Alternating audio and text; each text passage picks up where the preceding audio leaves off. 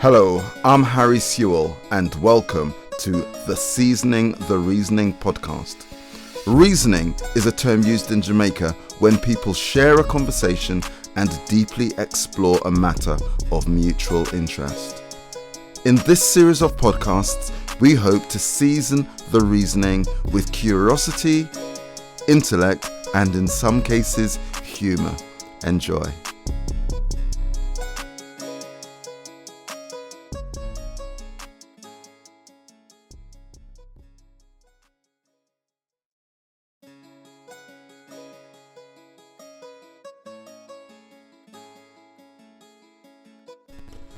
Welcome to episode 6 of the Seasoning the Reasoning podcast.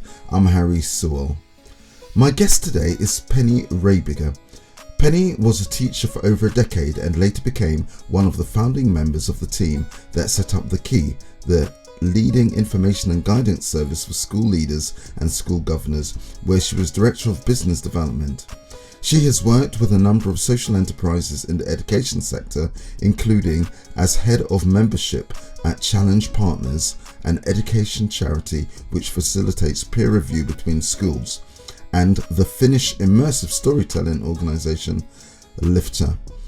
Penny is a long-serving school governor and a MAT trustee. She is passionate about issues around education and equity and is one of the co-founders of the grassroots anti-racist charity, the BAMED Network. Penny blogs at tenpencemore.wordpress.com.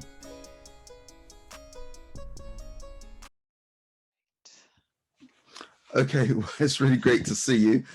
Thanks for agreeing to join on this podcast, Seasoning the Reasoning. Before we kind of get going, I have a question, which is basically, of all the work you do, what do you think most kind of represents who you are, what you stand for? Well, I'm so lucky in that I'm probably one of the rare people that I've organised my life so that I love what I do and I do what I love. So I think all of my work sort of all meshes into each other. And I think there's a focus for me on any work that I do. It kind of comes down to being quite practical and embedded in like learning and iterating to make meaningful change. So I don't know if that answers your question, but I think that all of my work is basically I try to only do the things that I love. And do you have some examples of work that you've done that kind of has put you, I don't know if the spotlight is the right word, but certainly has kind of made people interested in what you do? Yeah, so my day job, I work for a Finnish-British organisation called Lifter, and we make documentary films that are turned into immersive, interactive story worlds that children and their teachers can explore, and they can learn about people. The aim of that is to help teachers to really embed diversity, inclusion, challenging conversations around how the world works and people's place in the world in a kind of really simple way. So I've been doing that for the last few years, and that's really gained quite a lot of attention because it's something that's quite powerful and quite simple at the same time. I think other parts of my work, so I'm one of the co-founders and a trustee of the Black, Asian and Minority Ethnic Educators Network, the BAMED Network. And part of my role within that is to help with organising events, partnerships work, and sort of setting up and supporting local area hubs. And we've been plugging away for the last 4 years or so, and recent world events have meant that we've become, more people come to us more now asking for help and support. So that's really satisfying that we've got a platform and we work at grassroots level, but we work with quite a lot of major organisations across the sector, as well as with individuals. And then another bit of work that I do is with Leeds Beckett University. They've got a anti-racist schools award, and I'm a coach on that. So that's really exciting and interesting to speak to, you know, tens of schools that are on this anti-racist schools journey and are really committed to it. That gives so much hope and meaning to the other parts of my work that I do, that you see that educators are actually really committed to this and are thinking about the strategy and the steps that they take to change their organisations. And then finally, I'm a chair of governors at a maintained primary school in Tottenham, and also a MAT trustee for a group of schools in South London and Kent and Croydon. And that also helps to give, you know, perspective and be grounded in the children and outcomes for children. Thank you. Yeah, a lot, and that's why we're in this conversation. And I think, oh, where do I start?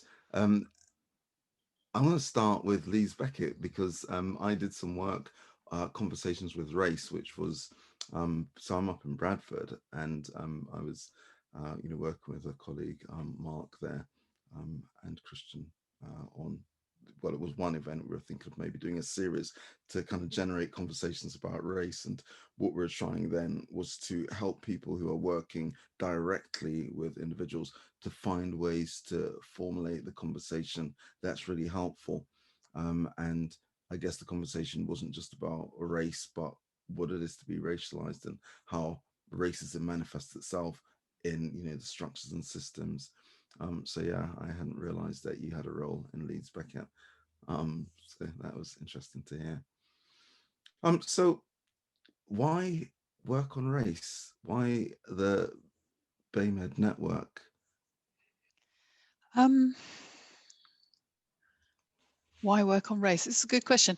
Well, I think I've been brought up to be thinking about society and to be questioning power imbalance. I feel, I come from a long line of communists and disruptors. And I think it's something that is just so stark and embedded in our culture here in this country. I did a stint, lived abroad for about 12 years and taught in schools in Jerusalem, and that really also accentuated the kind of my kind of awareness of power and difference, and how structural and organizational and institutional, making those divides can be. And so coming back after 12 years away, I sort of started to see what was going on in this country through that lens, and it became even more obvious. And I think one of the things that's really interesting to me is, I'm Jewish, and so there is a kind of there's a kind of culture that I think we have as Jewish people to kind of try to align ourselves with the oppressed and not with the oppressors, because of, long history of oppression and attempts to stop us, kind of thing. So I think that's probably in me anyway. But I think also just, dialogue around whiteness and being racialized as white, and what that means and how that plays out, really, really interests me. And I think it also links to kind of being a woman, that as a woman who's interested in feminism, I also am acutely aware that I wasn't born with a feminist playbook. I oppress my sisters, I oppress my daughters through actions that I take because I've been socialized in a not feminist society. So I think all of those things kind of play towards my interest in race, in racism, in structural and institutional racism, and yeah, and I think it's also somewhere I feel that I can have an impact, and I can be an ally, or learn how to be a good ally. Thank you. We met on a train. Do you remember that? Vaguely, yeah. I love meeting people on trains. Yeah. We were just discussing at work that how many good things have come from random conversations with people on trains, planes, It's an buses. automobiles. Yeah, Yes. bus Yeah. stops. Yeah, and I spoke about my work, and at one stage you're trying to get me a gig to come and support through some, I don't know, speaking at a conference or training. Yeah, And I'm always struck by how seeds get planted. I don't literally can't remember how many years ago that was, yeah, and then paths crossed again in the future. I'm always yeah. interested in that. But yes, it was clear from then that you had an interest in kind of promoting awareness amongst your peers and colleagues of the issues that you've just been speaking about. And I really like the ease with which you intertwine different aspects of identity, kind of really seamlessly. And of course, a lot of people talk about intersectionality, and yeah, maybe for some it's a theoretical concept, but the way in which you discuss it, it's just, well, actually, if you understand the power dynamics in the world, it's really difficult to not see the intersections between different aspects of identity and different forms of oppression, because they are woven together Mm-hmm, by the structures. It's not even as though we have to do it intellectually. The mm-hmm. systems and structures weave together the forms of oppression for us. I kind of really valued the way in which you kind of spoke about intersectionality without ever saying the word, but if anyone heard you, they'd know exactly what intersectionality was. Do you know who I learn most from is my children. They're teenagers, and they really are comfortable and at home with kind of those issues, and it's not a big thing for them. I think for us as adults, it can become a really emotive and big, occasion that we recognize things. And what I really learn from them is the power of reflecting, reiterating, pausing for a minute. And they're always examining, the power dynamics around our kitchen table, and reflecting back, who who is who's got the upper hand in different situations and things like that. So I think I feel like I'm being constantly sort of coached and pushed by the younger generation, for whom this is just, that's part of life. You need to examine what's happening in the world, and that starts with you and domestic life in some ways. Mm. Yeah, and I talk a lot. It's almost my buzz phrase for 2020 about transformation, internal transformation, and how that relates to self, and of course the organizations or the networks that we work with. As Otto Scharmer would talk about the kind of ecosystem of our work, and yeah, transformation needs to happen at all those levels. And I think you're right that it starts with us. And yeah, I'm kind of interested, as well as learning from your children, how you do work on yourself, and the kind of areas that you talk about, the BAMED network, or the kind of work you do on anti-racism and talking about race in that context, can be treacherous from both sides in a way. And I wonder, how you preserve yourself, but also develop yourself.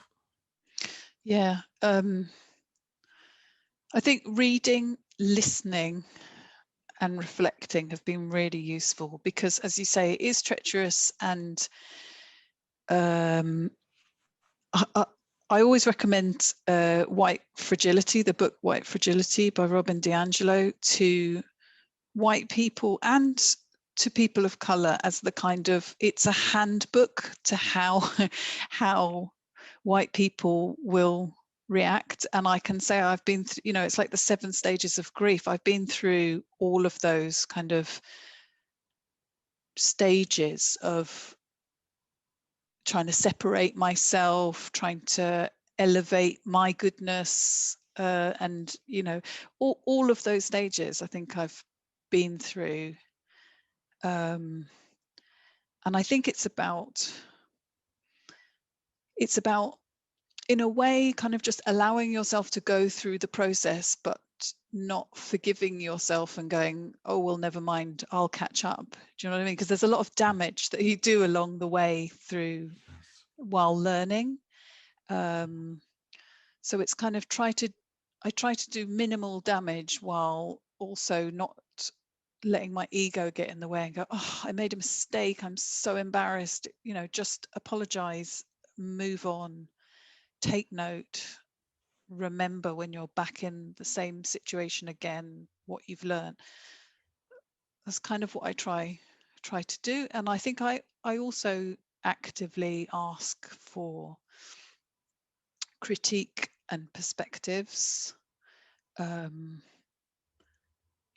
trying to get stronger and stronger and reduce my ego in the work as much as possible, and kind of try not to blunder about too much. And I think one of the important things that I've learned from people feeding back and from reading and trying to educate myself is about not, while I have an interest in whiteness, not centering myself or centering my experience or the experience of whiteness.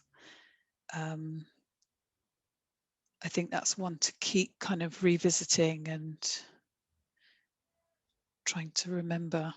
But I think it is, like I say, I kind of live my work and work my life. So I'm lucky to be interested in all these things. So for me, leisure is listening to a really challenging podcast or reading a blog post, or I just kind of, don't have any other interests. Oh, really? No, I do a bit of, cooking and running and things like that. But no, I find it so,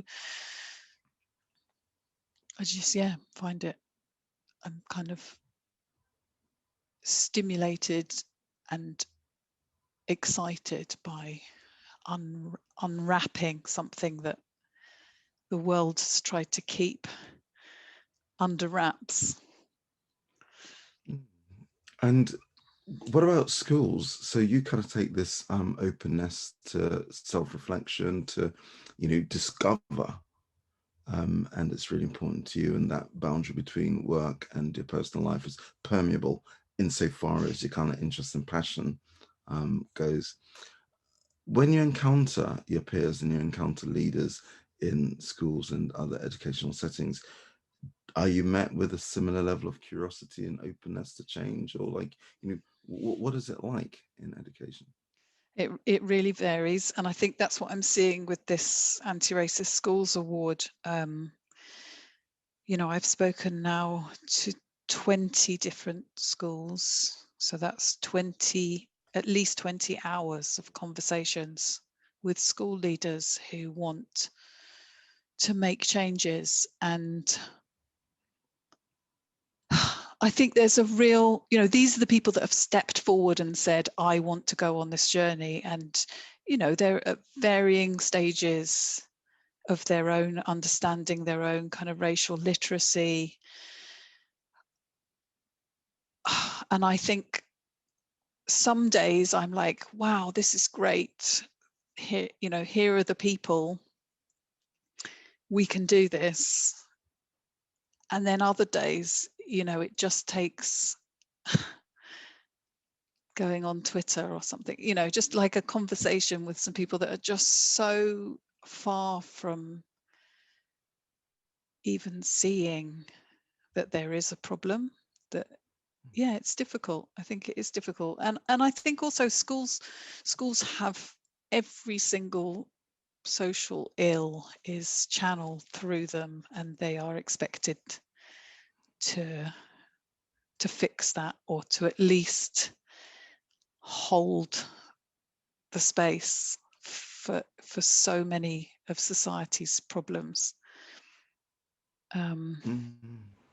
So there is there's a bit of whataboutery, I think, from schools, where you're kind of, if you suggest this is something that is absolutely critical, there may be a pushback of, yeah, but we're in a global pandemic, or yeah, but children are starving.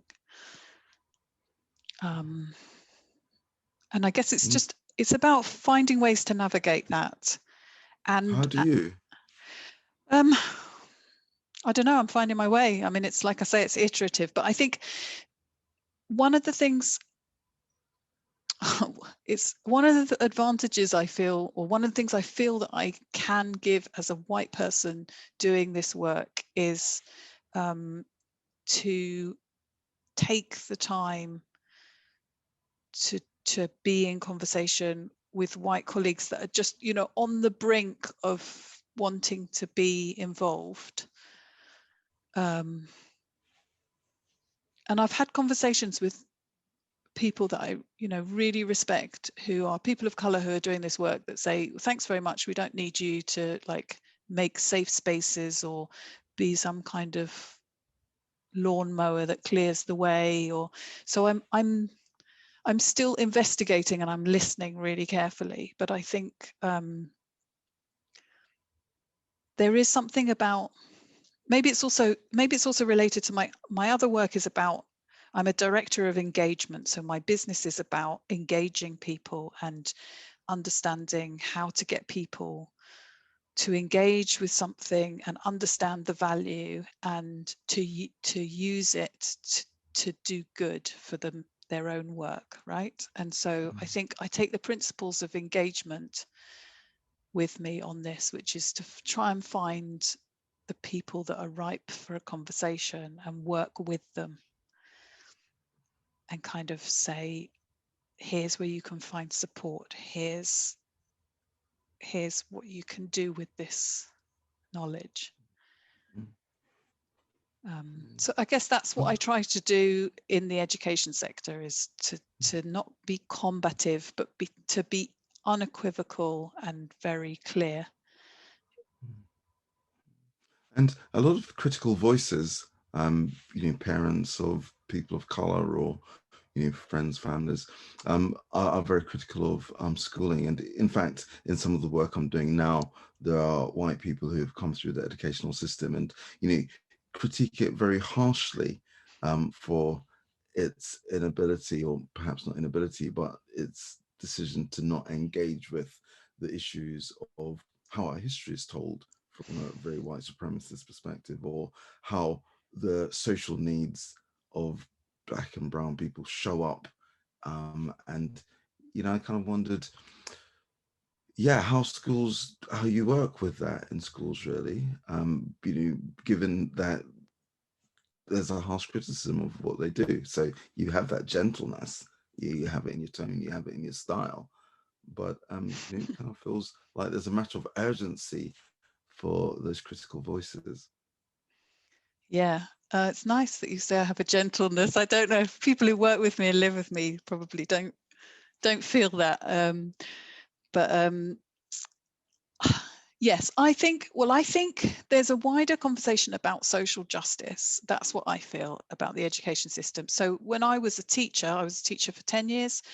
I was really lucky to operate in a system that gave a lot of power and autonomy to teachers, and also believed that education was a political act, that to be a teacher was about not just impacting on children, but kind of empowering them to do better. And I feel like our education system has become so wrapped up in this sort of managerialist agenda of pushing data points through a pathway to prove something. And I guess the schools that I feel connect to addressing social injustice will connect obviously to racism as part of that. And there really are schools that they know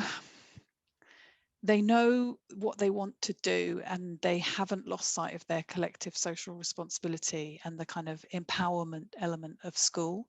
And they're clever in that if the system says you need to call it community cohesion, we'll call it by that name. That's fine. If you want us to call it British values, we'll call it by that name. But they are doing what they know is the right thing to do. And those are the schools I think that can have the power to change the system in a way. But I have a sort of deep criticism of our society and the way that it's become this very transactional, very narrow, very, it's, my heart bleeds. My children are in this system and I feel very sad for them because luckily they're getting education from outside of school as well, through things that they're interested in. But I think, we've lost sight of the purpose of education, and it's become about pathways through exams to get data to show to the world that we are ranked this, that, or the other. You mentioned before about schools being that, in fact, what you said was all societal ills are channeled through schools, which makes me think that the kind of trauma-informed classroom, that kind of model, seems really pertinent to all of that. And within that, the needs that arise as a result of children growing up in a racialized and racist environment. I wonder, whether or not you make that connection with trauma-informed approaches, particularly with race. Absolutely. I think, racism is trauma. And I think one of the things that gives me hope in the work that I'm doing with the Anti-Racist Schools Award, for example, is having that conversation with schools to say, racism and anti-racism isn't just about logging racist incidents. There's so much that happens prior to a racist incident that is traumatic and racist. And I think, again, there's this kind of, maybe it's a false dichotomy that's been made between kind of these zero tolerance schools and schools that use something like restorative justice. But I think the trauma is there for all children who are not educated on what racism looks like and what power looks like and how it's enacted at school. And I think where restorative justice practice can work really well is that it's seen as just as important for the perpetrators and the victims of racism when they're children and they're still learning and growing, to have that acknowledgement and to understand, to have some time to work through and be guided through the trauma that is happening for young people who are growing up in a society that is racist. I don't know if that makes any sense, but yeah. So I was going to ask you to go back to that, point that the racism happens long before the racist incident at school, and what kinds of ways if you were working with an institution and you were saying, okay, this is the case, it starts long before the incident. Here are some examples. What would those examples be of ways in which racism manifests itself? So I think not seeing yourself in the curriculum, not seeing yourself on the website, not seeing yourself represented in anything in the school is traumatic. It's as if you've been erased. I think, again, my children will recount stories of, how children in their class are treated differently in terms of their behavior, and that makes them feel part of the problem themselves. To have my child say, I can just eat a bag of crisps that's in my pocket during a lesson, and I know I can get away with it, but I know that if a black boy in my class does that, the outcome will be different. So I think it is the small things that we don't take enough care over, and we don't think about it in terms of, how that lands and what our what our bias is telling us. One of the things that I really value is the local authority where I live and where I'm chair of governors. We have a commitment to Black, Asian, minority ethnic children's achievement. So we've done some soul searching and said, we're not good enough. And if we keep going the way that we go, it will take us, hundreds of years to make an impact on children's, the equity that we are, that is not playing out in our schools. And I think that sort of bold look at our data, and all of us sharing the data and saying this is not good enough, we're looking at why this is happening, and all the schools have pledged to tackle it. That to me is one way that you can start to reduce the trauma for future generations of children, and to act with a sense of urgency around that. And I think and it is about how children feel in the school, that kind of hidden curriculum, how they feel in the school, around the school, how they are treated, how they're regarded. That's the kind of pre-racist incident that gets logged in the school, and then you call the parents in and you sanction, The hidden curriculum. Yeah. Is that a term you It use is, yeah. routinely in your... I didn't invent that. It's a known thing that there is the curriculum, and then there is the hidden curriculum, which is all of those things that we're not teaching and we're not bringing. Yeah. Great, thank you. So to kind of round off, I want to bring together the bit where I asked you, how do you work on yourself? And you gave some really good examples of that. Finally, what do teachers need to do, and what would you say schools need to do to kind of work on themselves? So I think there's several things I think it needs to be bottom up and top down. So I think there could be a really strong statement. It probably isn't going to happen, but I'm going to gun for it anyway. There could be a very strong statement from Ofsted, for example, which could say that no school should be rated outstanding if they are not serving the needs of all members of their school, staff and children. So if you don't have a diverse staff team, you're not going to be performing well. You can't possibly be outstanding. And if children, don't do as well as or better than their privileged peers, children who come from challenging backgrounds or who are traditionally overlooked and underserved. Why should you be rated as outstanding? I think that's a top-down thing that can be done. I think bottom up, there are things that teachers can do to decolonize their curriculum, to change the way that they do behavior, that there's lots of things that they can do. But I think the most important things that schools can do is to get some help, set a strategy, work with other schools, and hold themselves to account for what they're going to do, what the timeline is for that. And there's nothing better than writing it into your school development plan and making yourself do these things.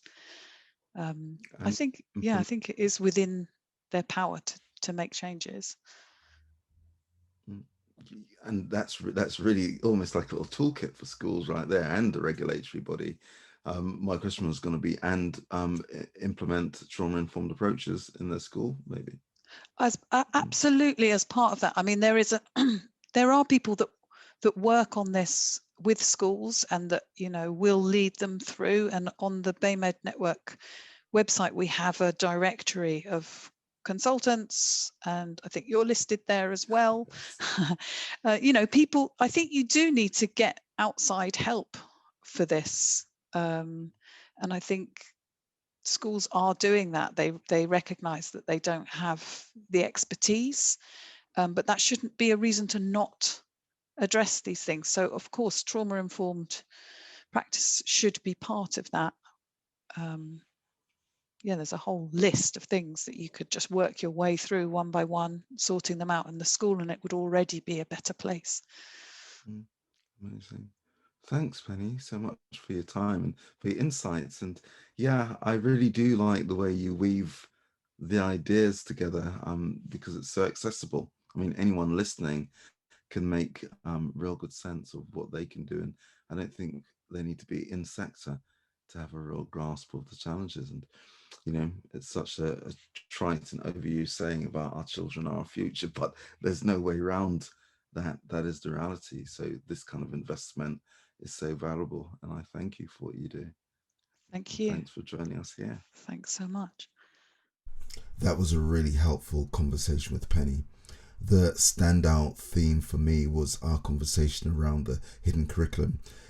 Following the Black Lives Matter protests and the conversations in public discourse around decolonising the educational system and many of the professions in which we work, the language often isn't there for explaining those invisible ways in which people learn, and kind of hearing about that hidden curriculum and the fact that it's well understood within the education sector that, as well as the more explicit learning and teaching that's happening, there is this other curriculum is kind of very helpful, and is something I'll certainly be incorporating into my writing and public speaking going forwards. So I'm very grateful to Penny for that.